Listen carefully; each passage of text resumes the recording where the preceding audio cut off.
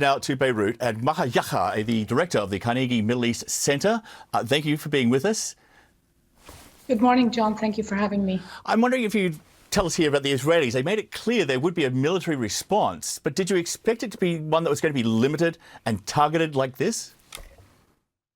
It wasn't clear what they were going to do, but it was clear that there was tremendous pressure on Israel not to escalate things further. Let's remember that this began with an Israeli strike against the Iranian consulate in Damascus. Iran's strike, for all its light show, did not really cause any kind of significant damage. It was a lot more about posturing and sending messages that it was now ready to up the ante and attack Israel directly from Iran rather than through its proxies.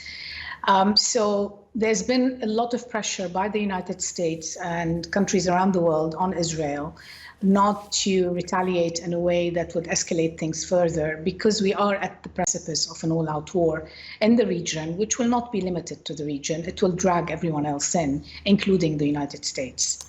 Was it purely, in your opinion, just the pressure from the United States on Israel to show restraint in the fact that this was a limited strike, or is it possible that Israel didn't have the firepower or the capability to carry out a successful attack on Iran's nuclear facilities without the assistance of the US? No, I think they do have the capacity to do that. But if they do that, then we're getting into a tit for tat. And there, Israel does not have the capacity for an all-out war, a long-term all-out war without external support. I mean, that is very clear. It would need the commitment from the United States to continue providing arms. It relies on the United States and other Western powers on a number of military fronts.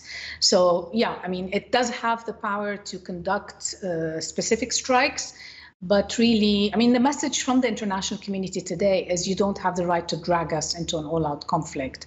And I think it's kind of put a deterrence on. I mean, the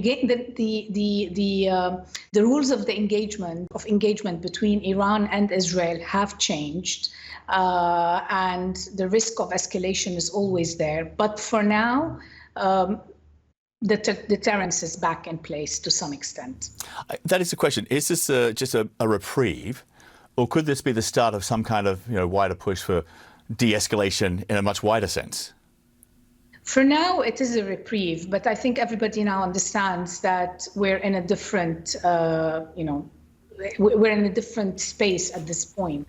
What was difficult to imagine prior to the Israeli strike against the consulate in Damascus, i.e. Iran and Israel targeting each other directly, now is very much part of the new scene in the region. So I think there is a reprieve for now, especially since it seems that Iran is downplaying the incident. There are reports that the drones came out of Iran itself and not from outside of Iran. But I think there needs to be, and everybody understands this, there needs to be a much broader de-escalation in the region, which begins with Gaza, but also ends with the relationship between Iran and Israel. Yeah, that's the point. The Gaza war is still continuing. It seems to be on hold for a time, but it's not over yet. And it seems that the UN Security Council, the United States had a big opportunity here to really bring down tensions within the region. They've sent Antony Blinken, the Secretary of State, on multiple diplomatic missions over there and has not had a lot of success. If the United States at the Security Council had approved the Palestinian application for full membership, and then it goes to the General Assembly for a vote, could that have gone a long way to de-escalating tensions in the region? That definitely would have gone a long way to placating people across the region and far beyond, who are extremely angry and actually outraged at the carnage that is ongoing in Gaza. I mean, we have famine. I don't need to cite all the figures in Gaza. So there's a lot of outrage. That would have placated some of that outrage, but it's not enough. But what it would have done politically is it would have said that any political negotiation moving forward after Gaza has to have a two-state solution at the end of it.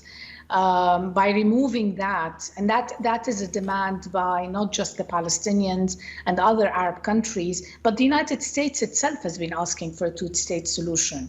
That really would have made it the ultimate game, the ultimate goal. The US now has gone back to saying no.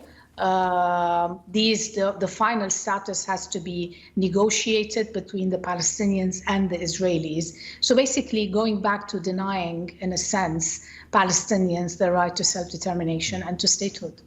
Maha Yahya, thanks so much for being with us. We really appreciate your time and your insights. Thank you. Pleasure. Thank you.